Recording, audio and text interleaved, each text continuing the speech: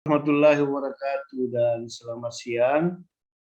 Pada kesempatan ini saya akan membawakan materi mengenai pengelolaan perioperatif dan persiapan anestesi bedah darurat. Ya, tentu nanti kita lihat ya bagaimana ciri-ciri daripada suatu persiapan atau perbedaan pengelolaan anestesi perioperatif pada bedah darurat dibanding dengan bedah elektif ya. Tentu ada sebentar keterbatasan dan apalagi namanya consideration atau persyaratan diperlukan dan dibutuhkan dalam pembedahan sebentar, sehingga perlu semua dipersiapkan walaupun darurat, tapi tentu kita harus mengambil waktu juga untuk mempersiapkan pasien tersebut ya. Jadi tidak ujuk-ujuk langsung bisa dibius, tidak ya, walaupun bedah darurat. Jadi tetap kita harus persiapkan untuk mengoptimalkan ini pasien ya. Kita optimalkan dalam waktu tentu singkat ya, 1 jam 2 jam kah ya. Nah, jadi ini dibicarakan bersama dengan dokter bedanya ya, berapa lama bisa mundur ya. Jadi ada sebentar klasifikasinya. Ya, dari capaian pembelajaran mata kuliah ini atau modul ini, yaitu adalah peserta didik diharapkan mampu melakukan pengelolaan perioperatif ya pada pasien yang akan menjalani pembedahan darurat ya, mulai dari pra rumah sakit. Jadi sebenarnya bisa persiapkan mulai dari pra rumah sakit. Misalnya kalau yang bagus sistem komunikasinya itu adalah sudah memberitahukan ke tempat atau ke rumah sakit yang dituju akan adanya sebentar pasien yang mengalami kecelakaan atau trauma, sehingga di rumah sakit tersebut sudah dipersiapkan apa-apa yang diperlukan selama dalam perjalanan pasien tersebut. Nah, itu bisa kita sudah persiapkan dari rumah sakit kalau memang komunikasi dari TKP ke rumah sakit itu bagus ya. Tapi saya lihat sekarang ini, tidak tahu di luar negeri saya barangkali ya. Yang pernah saya lihat itu di Sutomo juga sudah bagus, saya lihat sudah bisa dengan radiomedik waktu itu istilahnya. Dia sudah menyampaikan ke rumah sakit yang dituju kondisi pasien yang akan dirujuk ke rumah sakit tersebut, dan memang rumah sakit tersebut karena rumah sakit rujukan pusat, dia sudah siap menerima pasien tersebut ya. Dia siapkan semua yang diperlukan ya, sehingga tentu persiapan tersebut dari rumah sakit ya, unit gawat daruratnya, resusitasinya, kamar bedanya ya, sehingga makin cepat responnya makin bagus memang persiapan rumah sakit tersebut dan tim tersebut ya. Bisa lihat itu begitu begitu terintegrasi ya, mulai dari anestesinya tadi yang mempersiapkan supaya tidak walaupun gawat dia harus optimalkan di situ saat itu juga ya, optimalkan saat itu juga. Jadi inilah semua yang perlu kita lakukan. Inilah yang namanya PPDG yang baik. Jadi sub CPMK-nya itu ketuntasan melakukan evaluasi anestesi pasien pada darurat. Yang kedua, ketuntasan melakukan persiapan pemberian anestesi pada daruratnya. Ya, jadi semua kemungkinan telah, apalagi komplikasi, efek samping yang bisa terjadi itu sudah diantisipasi semua dan langsung ditangani pasien masalah-masalah yang ada ya. Jadi masalah-masalah itu sudah segera diinvestigasi ya. Masalah anestesinya apa, masalah bedanya apa, masalah komorbidnya apa ya. Jadi itu sudah terantisipasi semua secara tim, bersama-sama mengantisipasi dan mempersiapkan itu sebelum dilakukan pembedahan. Nah, tentu apalagi persiapan yang perlu dilakukan karena ini berkaitan pada umumnya ya, emergensi itu berkaitan dengan trauma, jadi harus evaluasi awalnya baik ya. Evaluasi awal yang disebut primary survey. Ini secepat mungkin dilakukan. Coba lihat dalam hitungan 10 detik sudah harus mampu mengevaluasi dengan baik RW-nya bagaimana ya, dan evaluasi dan langsung memang menangani ya, membersihkan jalan napas apa semua supaya oksigenasinya sebentar baik ya, bisa efektif. Demikian pula breathing-nya ya, harus sudah menemukan kelainan-kelainan sehingga menangani kelainan tersebut sehingga mengoptimalkan sebentar ya. Kemudian sirkulasinya juga ya. Kemudian neurological function-nya ya sudah dilihat semua, ditemukan, dan kemudian exposure-nya atau kontrol environmental control-nya ya. Nah, inilah yang dilihat berulang-ulang ya, berulang-ulang sampai pasien tersebut optimal ya untuk menjalankan pembedahan, untuk itu dilakukan pembedahan. Kemudian yang kedua adalah secondary survey. Kalau sudah stabil, dicapai stabilisasi, barulah ya dilakukan evaluasi sekunder. Ya, evaluasi sekunder apa itu? Dilakukan evaluasi head to toe evaluation. Ya, jangan sampai masih ada yang terlupakan ya, yang tidak terlihat pada evaluasi dan menemukan penyebab terutama penyebab kegawatannya ya pada 3 fungsi vital kita terutama. Nah, ini saya kembali lagi ya memperlihatkan gambar yang kemarin, gambar 1 dan gambar 2. Karena inilah membuktikan ini kalau baru sampai di sini ini ya rata-rata anestesi dulu ini. Anestesi yang bertugas di ruang resusitasi ya. Kita lihat gambar 1 yang ada trauma itu jejas-jejas tidak ada, jejas di atas klavikula ya. Kemudian bagaimana memposisikan itu kembali, ya inilah yang kita dilakukan pada umumnya ya. Dilakukan pada umumnya sesuai dengan kondisi pasien tadi. Sampai di mana sih sebenarnya kegawat ABC-nya tadi ya, ABCDE-nya. Nah, inilah yang kita persiapkan. Memang ini semua sudah ada di ruang resusitasi. Cuman memang kadang-kala ruang resusitasi yang tidak termanage dengan baik, biasa ada alatnya hilang 1-2 ya, tercecer atau sudah terbuang. Nah, ini sebenarnya harus selalu diupdate tiap hari ya. Nah, karena tentu saja ya kalau sudah menangani satu pasien ya kalau tidak baik-baik alat-alatnya ya tercecer lagi, tidak teratur lagi. Jadi ini sebenarnya yang saya lihat ya yang dilakukan di Dr. Sutomo di ruang resusitasinya. Kemudian nah, ini ya kelompok diskusi yang lalu ini ya, kita lewati saja. Jadi tadi ya RW-nya pakai saluran napas sudah jelaskan tadi, oksigenasi dan ventilasi apakah bisa kita lakukan dengan baik. Permasalahan-permasalahan jalan napas yang kemarin kita sudah lihat dan diskusikan ya, walaupun tidak ya waktunya tentu ada sekali nanti yang optimalkan pembelajarannya ya setelah kita lakukan fasilitasi seperti begini. Kemudian kita lihat circulation-nya dengan hemorrhage control-nya ya, damage control-nya ya. Kita lihat tanda-tanda shock-nya di terapi ya. Shock-nya, shock terutama kan kalau pada trauma seperti begini ya shock hipovolemi ya akibat di perdarahan. Nah, kemudian tentu perdarahan yang ada itu sedapat mungkin kita lakukan beban tekan saja ya. Sebab nanti dokter bedah yang akan melakukan definitif terapi pada perdarahan yang ada. Kalau kita cukup beban tekan saja, tidak berdarah lanjut. Kemudian evaluasi neurologisnya apa ya? Kita lihat DCS-nya ya. DCS berapa, terhadap trauma kapitis, berapa derajat trauma kapitisnya, reaksi dan ukuran pupil ya, tanda-tanda lateralisasi ya, tanda-tanda cedera spinal, ini semua kita periksa pada evaluasi neurologisnya.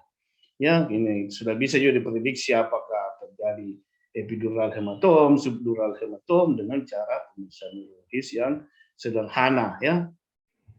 Kemudian exposure semua expose semua pakaian, ganti selimut hangat atau warna blanket, cegah terjadinya hipotermia ya. Inilah blanket hangat ya.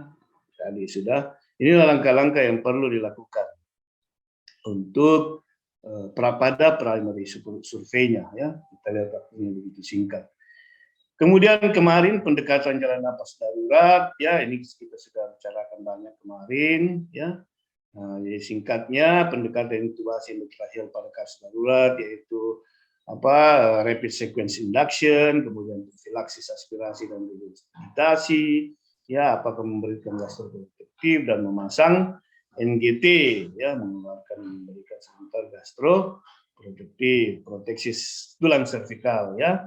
Kemudian pengelolaan jalan napas yang sulit tentunya. Ya, jadi tentu pendekatan intubasi pada kasus darurat ya inilah ya prediksi-prediksi kesulitan yang ada sehingga tentu alat-alat ini perlu disiapkan ya. Tadi ini semua sebenarnya sudah ada di ruang resusitasi semua, termasuk ini kalau bisa ya ini ya fiber optik laryngoscopy yang bisa dimonitor langsung kelihatan ya. Jadi bisa segera kita akses definitif airway dengan cepat ya. Nah, tapi kalau kemarin kita lihat luar biasa itu dengan cara ini tidak bisa ya, karena ada kayu di situ tertusuk melalui itunya ya, itulah yang tersulit. Tapi tidak banyak pasien seperti begitu ya, cuman itu kemarin yang tersulit ya. Sehingga prediksi bagaimana maksilofacial trauma yang terjadi, malampatinya T1 sampai T6 ya, ini harus evaluasi secepat mungkin untuk tadi memprediksi bahwa ini sulit sekali, jadi harus disiapkan alat bahkan sampai melakukan tracheostomi dan tentu disiapkan statiknya dengan lengkap ya. Nah, persiapan anestesinya ya, persiapan peranestesi yang optimal tadi sudah ya, bagaimana shock diatasi, dehidrasi beratkah atau pendarahan kelas 4 kah kalau shock. Ya, ini semua kita harus atasi dan sampai hemodinamiknya stabil untuk bisa dilakukan pembedahan. Kemudian cegah aspirasi tadi ya, cukup puasa yang cukup, operasi yang dapat ditunda ya. Kemudian hati-hati pada pasien trauma dan stres.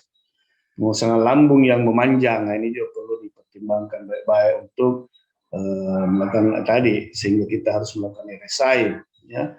Nah, kemudian pasang NGT nomor 1820 berikan antasida antagonisa 2 untuk meningkatkan inilah ya yang tiap hari yang mesti segera dilakukan pada persiapan darurat juga ya. Untuk mengurangi volume sekresi. Faktor yang menghambat pengosongan lambung biasanya refleks somatik dan nyeri visceral biasanya pada pasien persalinan. Ini juga tidak bisa kita yakin pengosongan lambungnya. Kemudian trauma fisik, peritonitis ya, ileus ya, ileus paralitik ya, ileus obstruktif dan lain-lain. Kemudian obstruksi pylorus dan usus, fagia, dilatasi lambung, ini semua penyakit-penyakit sistemik yang berat ini juga menyebabkan pengosongan lambung yang lambat ya. Pernah saya dapat kasus ya, waktu masih residen itu dikirim dari Bangsal dengan ileus tadi ya, ileus waktu itu kita masih banyak menggunakan anestesi general. Kemudian begitu banyak sudah dipasang NGT, sudah banyak sebenarnya keluar, habis bisa masih ada terus. Nah, sehingga ada periode kesan kosong. Nah, tahu-tahunya ya harusnya memang mungkin terputar-putar itu di dalam anunya NGT-nya, tapi ya maklum juga. Waktu itu saya juga masih semester berapa, sama ada sekali yang jaga darurat. Lebih residen masih kurang. Kita induksi, padahal tetap kita tekan itu karena yang bantu saya waktu itu adalah anestesi ya. Tentu mereka itu ya kalau segi dari skill bisa diandalkan lah karena senior. Perawat atau penata anestesi. Pas induksi pakai waktu itu masih ada suksinilkolin, habis artikulasi, padahal ditekan gitu terus. Terjadi. Nah, ini semua sebenarnya pengalaman yang ya perlu saya share karena tadi kita sudah mempersiapkan dengan baik. Nah, jadi ini kasus juga. Jadi berat ringannya itu case by case. Sehingga kesannya waktu itu adalah terjadi aspirasi pneumonitis ya, aspirasi pneumonitis. Jalan tetap operasi dalam kondisi darurat, melepaskan obstruksinya tadi dan dirawat di ICU, tapi karena pneumonitisnya cukup berat juga ya sehingga terjadi. Waktu itu juga perlengkapan juga belum banyak, termasuk ventilator belum ada ya. Jadi waktu itu keluarganya saja yang disuruh pompa-pompa kesian. Dengan tentu mode ventilasi yang tidak sesuai pada pasien pneumonitis. Itulah tantangan-tantangan dulu ya yang kita hadapi. Sekarang sudah alhamdulillah sudah lebih lengkap sehingga kasus-kasus seperti begitu sudah banyak juga yang survive apabila penanganannya cepat. Jadi memang lebih bagus menghindari terjadinya tadi aspirasi dibanding terapi aspirasi itu sendiri ya. Jadi kalau sangat asam dia punya cairan lambung.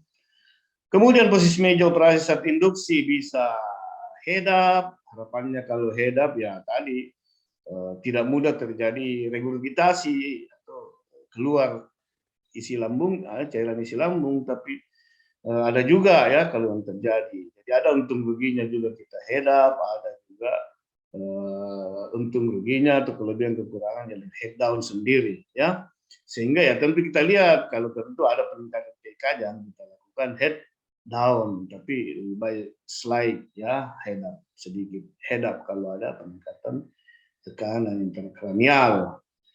Kemudian obat anestesi dan alat anestesi harus siap saat induksi ya, alat ventilasi untuk bantuan napas dan obat-obat emergensi yang diperlukan. Misalnya kita memerlukan inotropik harus sudah siap, bronchodilator atau obat-obat lainnya ya, obat-obat emergensi lainnya sudah siap di ruang operasi, bantuan resusitasi tadi. Kemudian alat penghisap ini, ya ini juga kadang-kala ya sering kita berteriak kalau tidak bisa menghisap, ya tidak dicek alatnya, ya jadi perawat resusitasi atau tidak mempersiapkan alat ini, kita berteriak, padahal sudah tergenang ini, pharynxnya, ya tentu kalau tergenang kita curiga sudah masuk cairan. Nah, jadi ini perlu juga dicek, memang secara berkala ya. Jadi kalau sebelum tadi dalam fase persiapan dicek semuanya. Kemudian bebaskan jalan napas ya, bebaskan jalan napas dengan atau tanpa alat ini harus kita bisa melakukan. Kemudian triple airway maneuver kalau tidak ada kontraindikasi ya, C-spine, oropharyngealnya atau nasopharyngeal tube-nya. Kemudian siap melakukan pemberian napas buatan. Alat anestesi selalu tersedia untuk memberikan napas buatan ya, jadi sudah dilakukan pada awal. Kemudian pasien IV kateter harus berfungsi baik, jangan tersumbat atau flebitis apa semua nanti diperiksa pada saat sudah mau menginduksi, itu tidak benar. Dan itu yang banyak terjadi sekarang ini ya.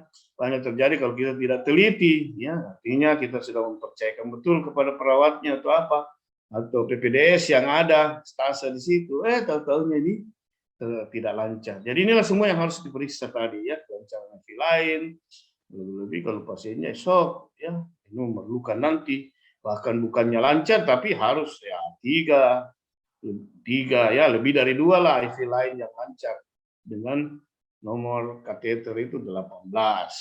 Ya, dulu itu banyak juga kita siapkan 16 dan ini sangat membantu di dalam resusitasi. Kemudian monitoring tadi ya, monitoring padumnya BP, nadi, prekordial, stetoskop ya, ini semua sudah harus terpasang ya, terus oximetri, EKG ya, ini adalah monitoring dasar. Saat induksi asisten membantu menekan weight inilah ya pada RSI. Nah, stabilisasi hemodinamik kita bisa lihat bahwa kalau yang pendarahan yang kelas 4 itu pasiennya shock.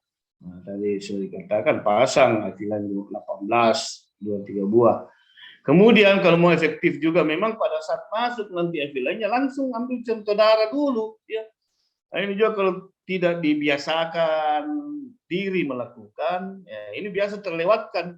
Sehingga nanti dalam operasi baru cari-cari lagi, pasiennya sudah shock, susah dapat darah lagi ya. Nah, jadi mumpung pasiennya bisa didapat darahnya pada kesempatan pertama memasang IV lain, ambil juga contoh darahnya ya.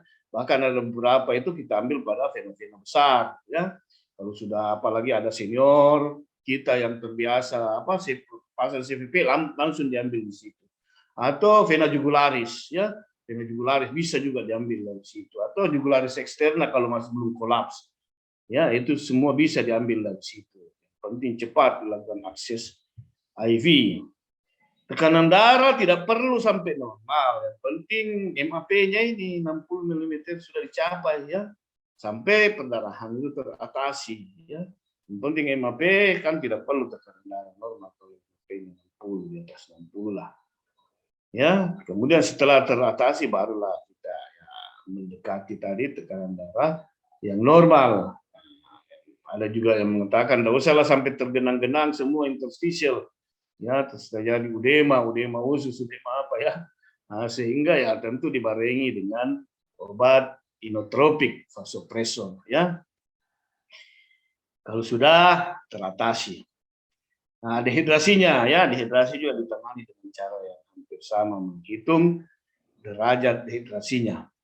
Kemudian prosedur anestesi yang dilakukan ya tentu ada dua pilihan ya, baik anestesi umum maupun anestesi regional. Ya, tentu baik anestesi umum punya kelebihan dan kekurangan pada kondisi apapun juga ya. Jadi tentu harus dilakukan dulu penyesuaian kondisi pasien. Nah, sehingga kita memilih ini kita lakukan dengan anestesi umum ataukah anestesi regional ya. Nah, tergantung. Jadi tadi tergantung dari keterampilan juga anestetisnya ya. Kalau dia cepat perform anestesi regional ya bisa dilakukan anestesi regional atau kombinasi ya, atau epidural saja ya supaya tidak terlalu cepat penurunan tekanan darahnya. Jadi ini betul-betul harus dipertimbangkan baik-baik dan diantisipasi baik-baik sesuai dengan teknik anestesi yang kita pilih. Nah, itulah barangkali yang bisa kita bagus kalau bagaimana kita diskusikan ya. Nah, silakan. Kalau ada yang mau bertanya, boleh silakan.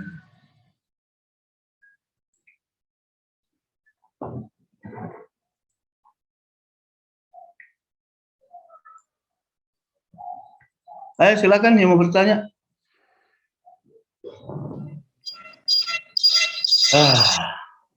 Tapi dok, ya. Dok. Ya, selesai suara sedikit turun-turun di pendengaran saya. Tapi ya. Dok, ya. Ini kan pada pasien dengan perdarahan akibat trauma, bagaimana cara kita menentukan perdarahannya, sedangkan kalau misalnya di anestesi, di intraoka kita perdarahannya itu pergantian cairannya, perdarahan dikalikan 3 dok. Mohon arahan. Ya, jadi sebenarnya untuk itu ada sebentar, slide-nya supaya kita lebih terarah sebentar ya.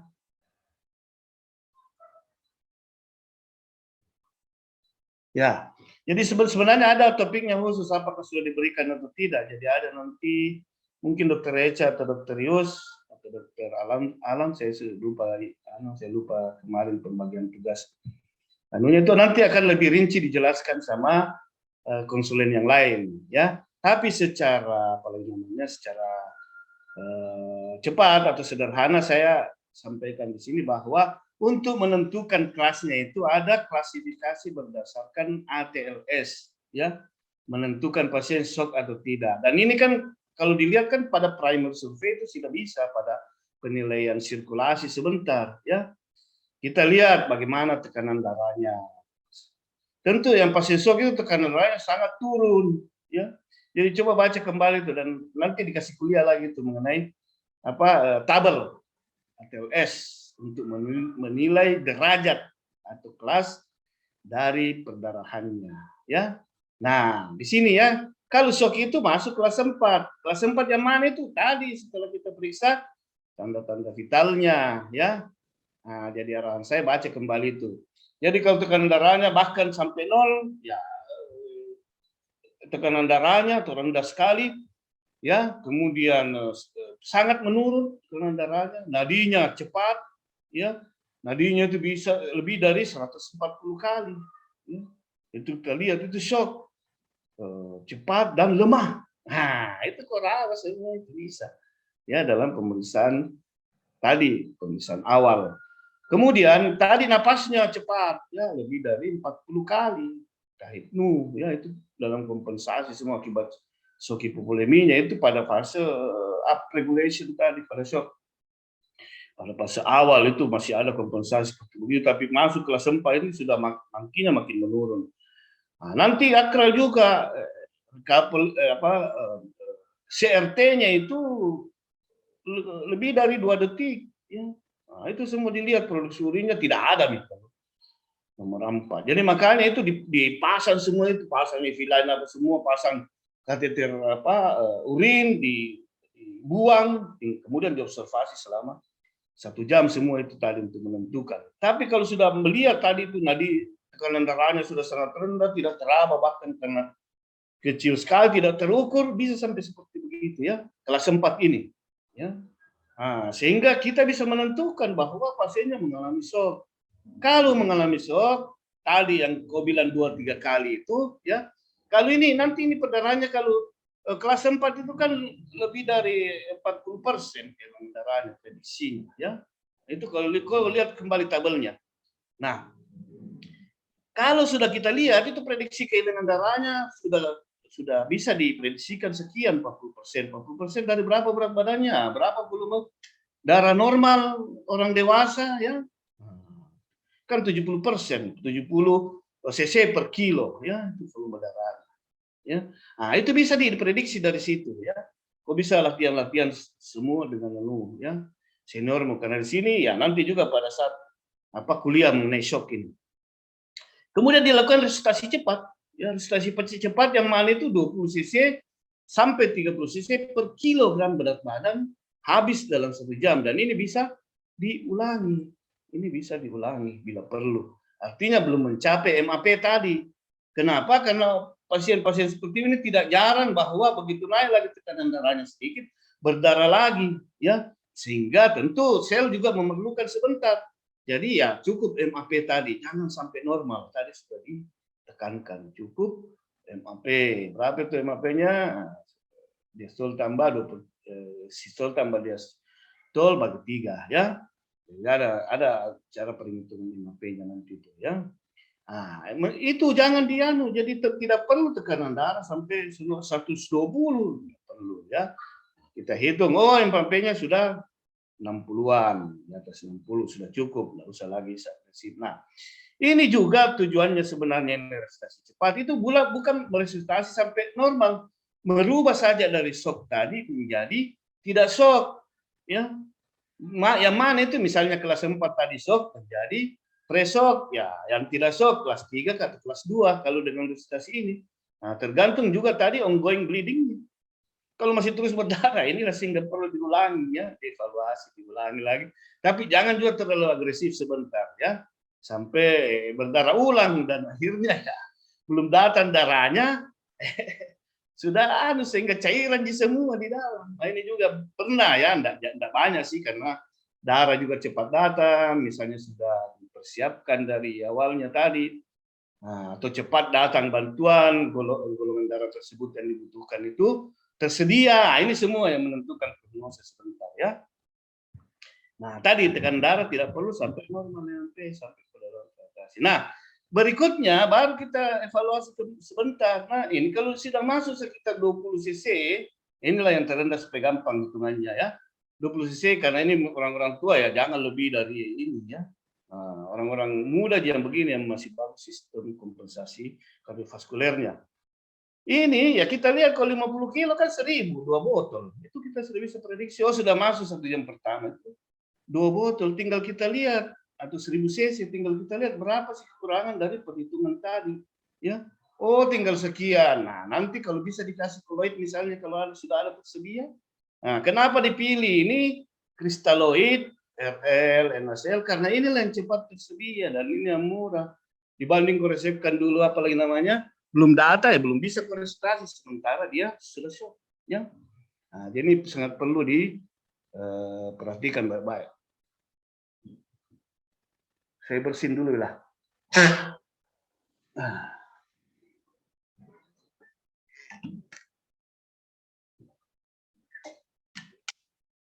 Ya, jadi apalagi begitu caranya, ya. Jadi dilihat kembali, dievaluasi kembali, tentu makin bagus anunya, dan nantinya kalau teratasi perdarahannya sudah bisa ditingkatkan kembali ke tekanan darah yang mendekati normal atau normal, ya. Kemudian kita nilai kembali, ya, darah diperlukan berapa, kekurangannya berapa, ya. Tidak perlu sebenarnya semua masuk nanti itu darahnya, ya. Nah, cukup nanti HB kalau orang tua itu ya di atas 8. Kalau muda bahkan ada yang berani nanti dia nanti kurang dari 6 baru dia transfusi, ya. Jadi itu semua pengalaman lah nanti, ya. Tapi ada juga beberapa memang referensi, ya, bahwa ya 6 bisa pada umur sekian, ya. Ada penelitian yang ke arah situ. Jadi berbagai macam penelitian yang seminimal mungkin dilakukan transfusi, ya. Nah, itu tadi ada beberapa pertimbangannya. Oke, ya, jadi nanti lihat aja, ya. Nanti pada kuliah berikutnya mengenai shock perdarahan nanti lebih banyak, ya, dibahas di situ. Ya, silakan yang lain. Bagaimana nih Ketut, ya? Terima kasih, Sudah Dok. ada gambaran, sudah ada kejelasan sedikit. Baik. Ya, nanti belajar lagi. Jadi yang saya anjurkan itu tadi klasifikasi berdasarkan PLS, Ya. klasifikasi perdarahan. Bisa ada? Ini kita ya kira-kira 15 menit, 20 menit. Kalau masih ada yang mau bertanya, silakan.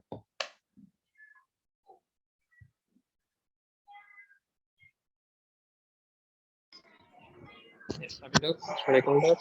Kami Dok dengan Yogi Dok, semester 2 Ya, Dok. silakan.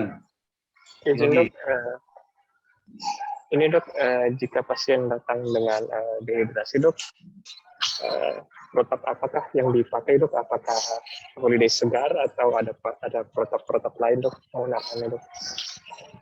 Ulangi pertanyaanmu apa tadi? Dehidrasi. Coba ulangi, saya tidak dengar betul tadi pertanyaanmu, Yogi. Ya, tapi Dok, Assalamualaikum Dok. Tapi Dok, Salam. izin Dok, jika ada pasien datang dengan dehidrasi Dok, dengan di resus Dok, protap apakah yang dipakai Dok? Izin apakah hanya ada holiday segar atau ada protap lain Dok? Protap apa tadi? Segar apa? Oh, sigar, ya.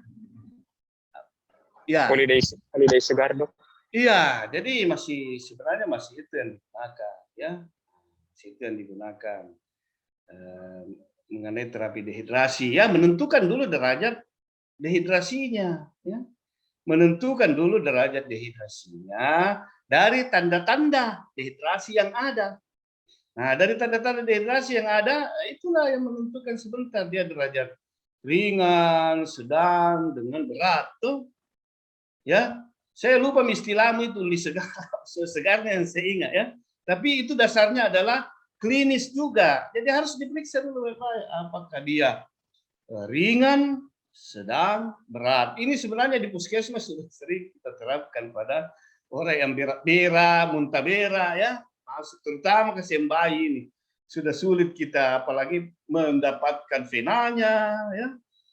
Dia masuk lagi dengan dehidrasi berat. Bahkan sampai 2021 saya pernah di rumah sakit Dahlia itu ketua komite medik. Masih apalagi namanya masih dehidrasi ringan waktu anak tersebut datang. Cuman terjadi ongoing tadi. Kemudian memang waktu itu seingat saya memang penuh itu UGD, sehingga memang musimnya kan kalau musimnya muntaber itu banyak pasien di UGD. Sementara mau dipindah pasien di UGD ini kan harusnya tidak lama di UGD sudah didiagnosa, diterapi untuk menangani kegawatannya, barulah di ke perawatan. Tapi perawatan juga penuh. Waktu itu seingat saya karena dilakukan audit, ya, kita bicarakan di tingkat komite medik. Nah, inilah sebenarnya, ya. Jadi dilihat, diobservasi, dan inilah ketajaman kita atau adik-adik sekalian sebentar dalam bertugas di rumah sakit itu melihat kembali bahwa ini pasien ongoing enggak ada seperti begitu, ya. Ongoing muntah beraknya, ya, sudah dia kasih obat. Dokter waktu itu sudah mendapat advice dari dokter anaknya melalui telepon, kan biasanya kalau tengah malam begitu, ya. Nah, sudah diobservasi, berkurang nih setelah minum obatnya. Kenapa? Di rumah ternyata masih masih apalagi namanya masih muntaber, dan akhirnya dia masuk ke rumah sakit lain dengan kondisi dehidrasi berat, ya. Dan itu kondisinya sudah berat sekali, jadi baru masuk di pintu rumah sakit yang lain itu karena begitu seanunya riwayatnya, kronologisnya, sudah meninggal. Nah, ya. Jadi tadi standar itu masih digunakan, ya. Tapi yang saya anjurkan di sini tadi observasinya untuk dehidrasi ini dengan kasus tentu non trauma, ya. Non trauma, kadang-kala kita tidak banyak terlibat di situ, ya. Dokter anak dengan dokter gede, kalau itu anak-anak, orang dewasa pun ya penyakit dalam, ya. Yang banyak kita karena mau jadi bedah. Nah, ini yang saya heran juga kadang-kala. Beda kalau memang rumah sakitnya, manajemen rumah sakit sudah mengatur SOP-nya seperti begitu. Pokoknya resusitasi itu ada yang dehidrasi atau perdarahan masuk ke ruang res. Nah, nanti ke ruang res bekerja sama PPDS anestesi, ya, beserta konsulennya, tentu under supervisi. Disitulah dilakukan optimalisasi segera. Nah, ya, nah itulah yang dipakai tadi. Ya. Kalau ada anu baru saya belum pernah mengikuti itu, ya. Yang saya anu itu ya tadi ringan, disuruh minum saja kan ringan. Nah, tentu kalau ada juga yang waspada ya, karena untuk antisipasi dia pasang infus memang.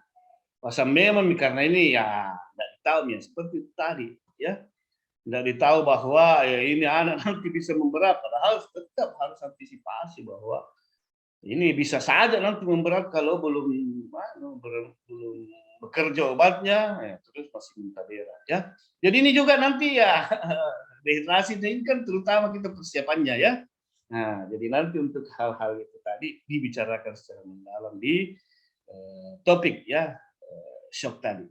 Nanti akan ada lebih dalam lagi, ya. Tapi itulah sekedar tips dan pengalaman yang saya alami di Puskesmas sudah berapa puluh tahun, selesai 2002, ya, di Puskesmas di Rumah Sakit Dayak, ya. Kemudian dari dulu WKDS, kemudian setelah WKDS ke Rumah Sakit Dayak. Oke, masih ada lagi, bagus ya, pertanyaannya bagus, dan memang ini memang ya harus banyak sharean ini tadi. Yogi, ya, Yogi pindah mesin dato kemana? Mau Yogi pergi, ya. Ya, menjawab juga supaya ya. Siapa lagi? Kita masih ada waktu sekitar ya 10 menit. Masih ada, bagus pertanyaannya, ya. Jadi tadi Ketut, ya, Ananda. Nanti saya akan share juga di mana kok bisa lihat anunya ini untuk topik ini, ya. Topik ini dibagi atas beberapa, ya. Jadi ada 4 konsulen, ya. Saya Dr. Samsuhila sebagai koordinator, kemudian saya Dr. Eca dengan Andi Alamsa Irwan, ya. Dan masing-masing ada judulnya. Dan sudah di-share barangkali juga anunya. Pembagiannya, ya. Oke, nanti ada 4 orang nanti yang menentukan nilainya. Kita store ke Dr. Yus nanti atau Dr. Samsuhila yang akan mengeluarkan hasilnya nanti. Oke, masih ada satu lagi barangkali supaya tidak terlalu bosan karena mendekati waktu ngantuk juga ini. Ya, kita sampai jam 2 lah. Ya, masih ada? Silakan.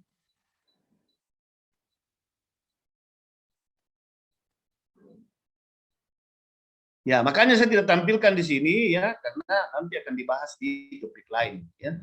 Dalam konteks ini juga, jadi ada subtopiknya, ya. Ini mengenai persiapannya saja.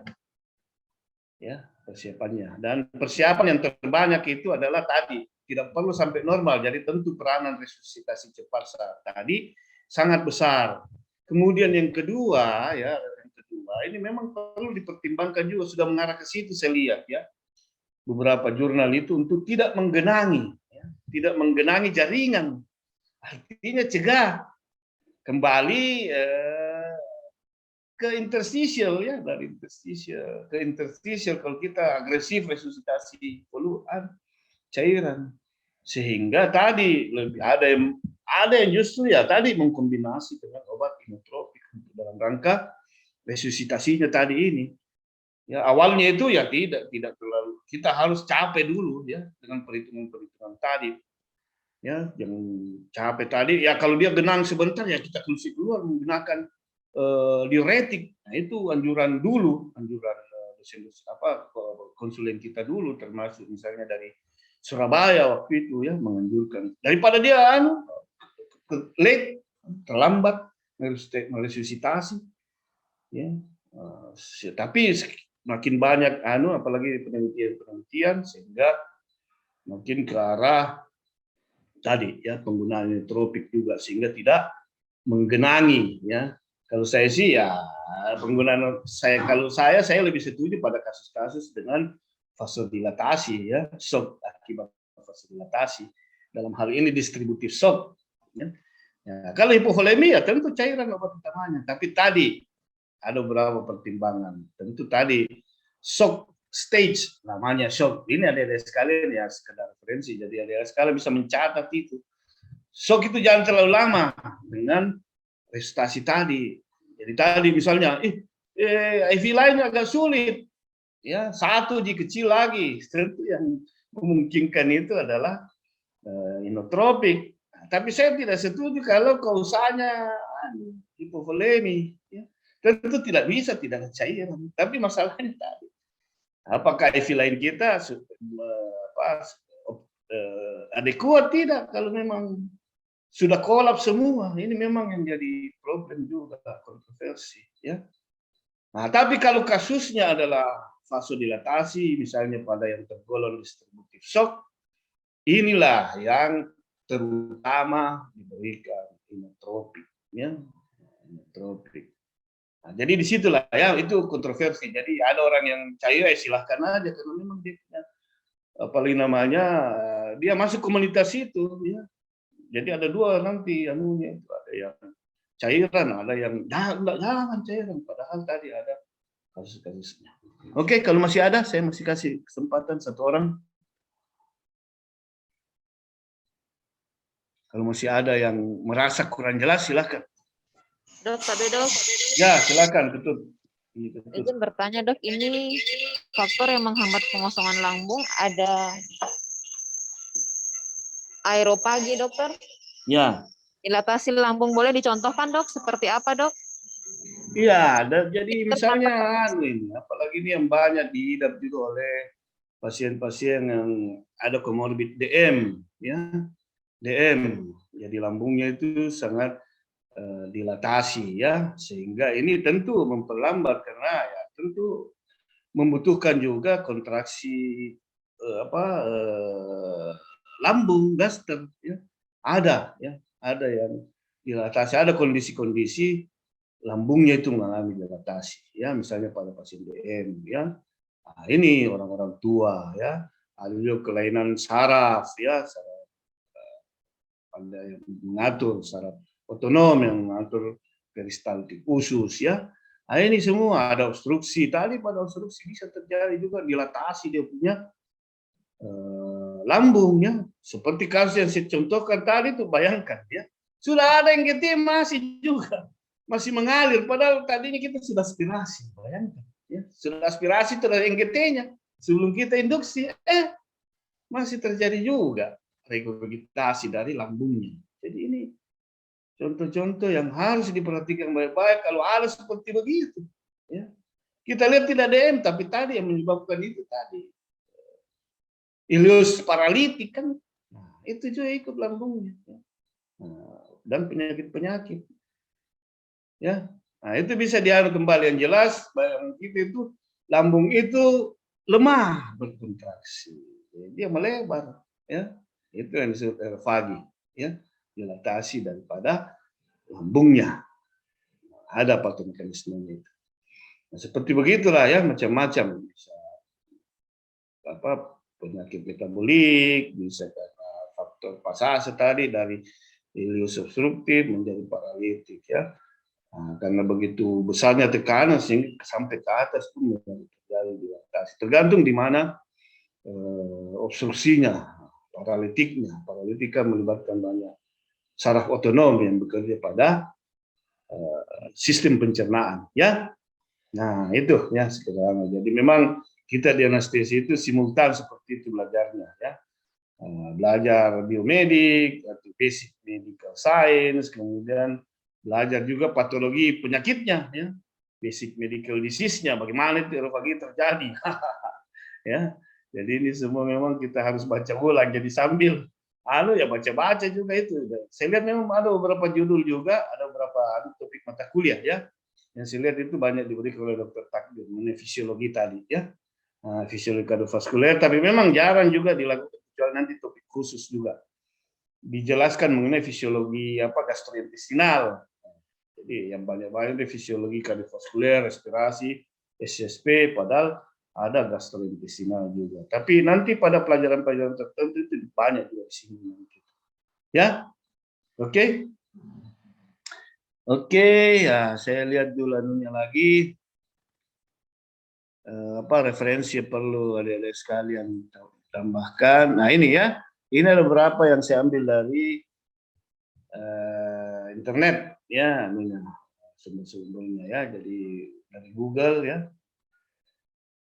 Jadi saya pun harus jadinya ya harus belajar juga nanti ya, belajar mengenai IT ya. Nah, ini ya. Nah,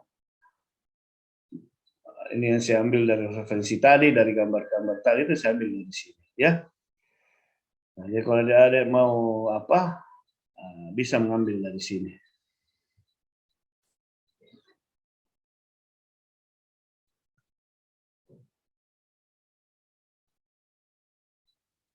Saya lihat dulu saya masih ada referensi ya.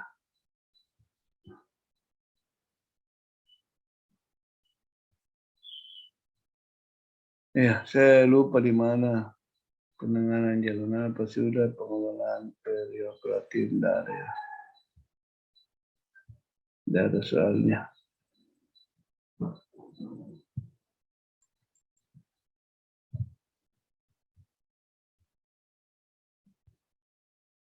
Ya ini tadi klasifikasi klasifikasi mana. Tapi dari situ juga ya, saya ambil klasifikasi yang disebut NES ya, non elective surgery triage ya. Ada beberapa klasifikasinya itu, tapi dari itulah isinya tadi ya. Nah, jadi kegawat daruratannya mungkin pada topik lain nanti kita jelaskan tentang ini ya, pada topik terakhir itu ya. Ada ini mengenai klasifikasinya nanti ya. Tadi darurat segera 1 jam harus operasi ya. Ada yang bisa diundurkan beberapa jam, bahkan ya bisa sampai 12-24 jam ya. Jadi inilah ada klasifikasi mengenai non elective surgery triage atau NES classification. Ya, jadi ini ada beberapa klasifikasi sebentar ya, tapi nanti kita berikan pada saat pada topik terakhir itu ya. Oke, masih ada yang mau bertanya? Silakan.